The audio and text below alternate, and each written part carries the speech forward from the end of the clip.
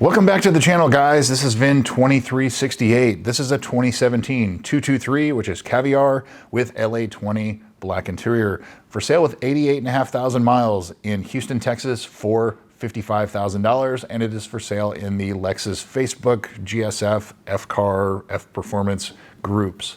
And so I would assume it's also on Facebook Marketplace, but if the owner wants to comment, I have talked with him just briefly. If the owner wants to comment, I will pin his comment if he wants to add anything to the top of the video here. Production statistics: 448 out of the 2,348 cars for the US 49 were Caviar, 225 had LA20 black interior, 9.58% of all of the US 49 production was this color combo, so it's like a 3 out of 10 for rarity. It's fairly common. 2017 specifically, 66 out of the 342 cars were Caviar, and 38 of those were LA20 black interior. So this car at its rarest is one of 38.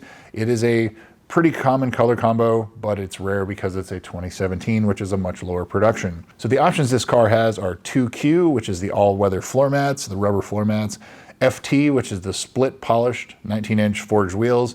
It's still the same wheel as the base model. The base model would just have gray painted wheels.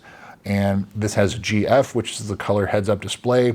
I would say like 95% of the 2017 and ons had the heads-up display, but there are a few that don't have it. So this one has it optioned along with Mark Levinson, orange calipers, and the Z2 package, which is the trunk mat, the cargo net, key gloves, so the little leather covers for your key, and a rear applique on the rear bumper, just so it's like a piece of clear film when you're putting stuff in and out of the trunk. It doesn't tear up the top of the bumper. Carfax, Epic VIN, and Auto Check. So here's again, this is why I'm doing the newer and the older Carfax. Remember, I have a Carfax on every single one of these cars from 2024.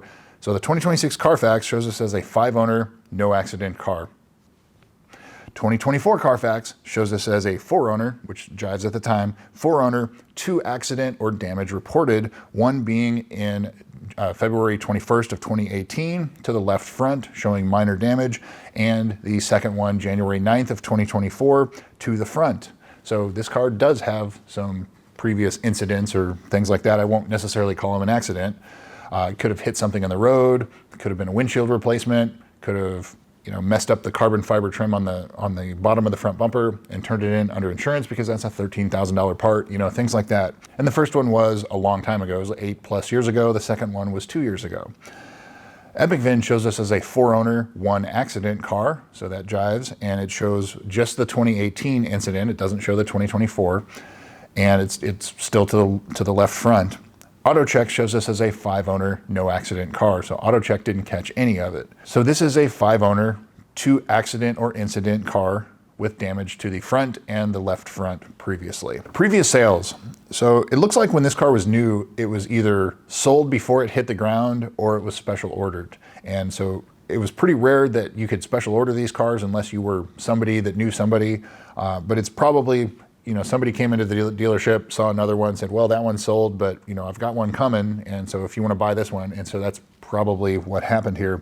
But it wasn't officially for sale to the public, listed for sale at any dealer. So then it pops up in June of 2019 for $51,000 with 32,000 miles in Virginia. And it looks like it's a CarMax. I'm not 100% certain there, and it's sold in under 4 months. August of 2022, $55,000. The price is already starting to go up, $4,000 more dollars, 43,000 miles in Virginia at a Ford dealer, and it's sold in under a month.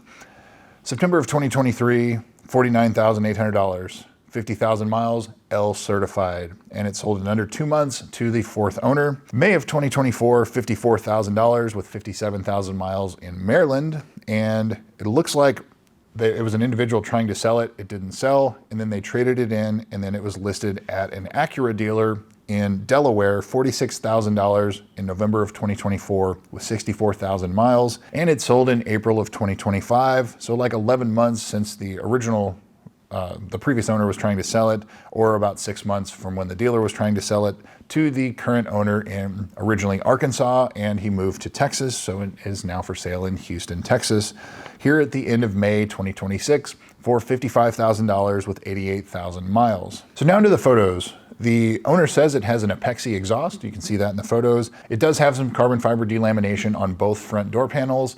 The front dash piece, to me, it looks like it's been either refinished or all of the resin has been removed on it. It's not the same gloss that everything else is, so that's typical of what you see when they were refinished at like a body shop or something like that. But you know, it's not delaminating, but it does look a little bit different, just something of note. It's a pretty clean example overall. I do see a little bit of wear on the center console armrest, and if you're gonna replace that, that's about $300 or $400, so it's not inexpensive because it's real Alcantara leather. The owner states that there's some minor pitting on the front. He states that the valley plate has been inspected, but it is not currently leaking, so that is something you'll have to just put money aside in the future. It also includes an intake elbow, so the blue silicone intake elbow, wheel spacers, and some other parts. And he also states that brakes were done 4,000 miles ago, tires were done 3,000 miles ago, and the transmission, TVD, coolants were all serviced at 72,000, so about 15,000 miles ago. So sounds to me like it's pretty well sorted, pretty clean car overall, good driver quality type of car where you can just get in and go enjoy it. So as far as the price goes, so this is a 2017, not a 2016, so the market's just a little bit higher, but I think it's right on the upper edge in this market right now of where I would expect to see it. And especially, you know, it's got 2 damage incidents on the history, so you have to adjust down a little bit for that, but it's, you know, probably in the low 50s is probably where I would expect it in this market. With this mileage, maybe even closer to 50. So I think, in my opinion, I think it's just slightly overpriced, but you always got to start high. And the market is high right now. In the last 60 to 90 days, everything has been up, and these cars are just, there's such a high demand for them. And the prices also reflect that as well. So, you know, if you get 55,000, good for you. But I think realistically, it'll probably sell for a little bit less than that. So as far as the service history goes, it's pretty well dealer service too. And as I said, the owner said that it's got new brakes, new tires, TVD's done, the transmission's done, coolant's done, and the valley plate has been inspected but is not leaking. So the first entry of note is April of 2018, the JLB recall was done. So that's the high pressure fuel pumps. November of 2018, 23,000 miles, a quote at $1,375 for the front brakes, and it doesn't say whether or not they were done there. October of 2023 at 50,000 miles, the certified pre-owned prep, and 4 new tires and front brakes again at 50,000. So that's kind of jives. You know, you've heard me talk about every 20 to 30,000 miles, you're going to replace the front brakes on these cars. 23,000, 50,000. And they were done again at around 80,000. So, you know, every 20 to 30,000 miles, it drives on this car. December of 2023, a battery was replaced. April of 2024, 55,000 miles, a suspension noise was noted from the rear, and it says parts ordered. I would assume that would be shocks. And, so the very next service is April of 2024. The left front shock was replaced, most likely because it was leaking. August of 2024, 60,000 miles, the 60,000 mile service with spark plugs noted as being changed and brake fluid flush. So again, another one of the expensive services out of the way. December of 2024, 66,000 miles. Again, noise in the rear, and they found a shock was bottoming out in the rear, but no work was done. That was probably, you know, a shock that's maybe already leaked everything out or something like that. But you know, that's something to look at and check out, I guess. May of 2025, 72,500 miles. Here it is, coolant flush, TVD service, and transmission drain and fill. So good to see that's done and out of the way. You won't have to do that again till well beyond 100,000+ miles. May of 2026, a few days ago, 88,000 miles, an oil change, and that was the last service. So what's not done? There's not much. It's basically pretty much ready to go. I would look at the shocks. This 2017 through 2020s, they were notorious for having an internal oil seal that leaked or failed on the shocks, the adaptive damping shocks. They're not overly expensive to replace, but the part was not updated until around 2021. This car had them replaced under the new part, so the left front was replaced, but the others, there was complaints after that, but none of them appear to have been replaced.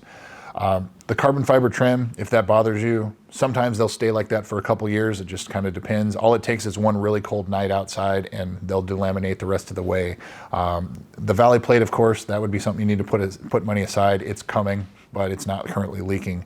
But I mean, everything else is done. Brakes, tires, TVD, coolant, transmission, it's all ready to go. 60,000 mile service, it's all done. So as far as service goes, It's pretty well sorted, and it's what you like to see. The ZLZ is not done, and the in-service date on this car is May 24th of 2017, so you have until May 24th of 2027 to get the dash replaced. If it is even slightly sticky or anything like that, Lexus will replace it free of charge. The HVAC servo sweep, if it's needed. Some of these cars it affects, some of them it doesn't, but make sure this car, if you're gonna go test drive it, make sure it's fully warmed up and cycle, fully warmed up as in both of the arrows right in the middle, and one side to max hot, one side to max cold, cycle through everything, flip sides, make sure everything responds. And if they don't, there is a reprogramming fix for it. If the fix doesn't resolve it, then you are on the hook for some of the servos, and the dash has to come out for some of those, and so that can get expensive. So if it needs the ZLZ, the dash replacement, while the dash is out, it's not a bad time to do that. So would I buy this car? Yes, absolutely, if I could get it for a little bit less. I think it's a well-sorted example. It's a very clean-looking example. It's tastefully modded, and it's something that I would definitely consider in this market. But I think, my opinion, I think it's just priced a little bit too high. It's not too far off in this market, but I think that, the closer to 50 you get it, the better off you are. So that's what I've got for you guys. VIN 2368. Go do a pre-purchase inspection, jump in it, go drive it. Sounds like it's ready to go. Thanks again for watching. We'll see you soon.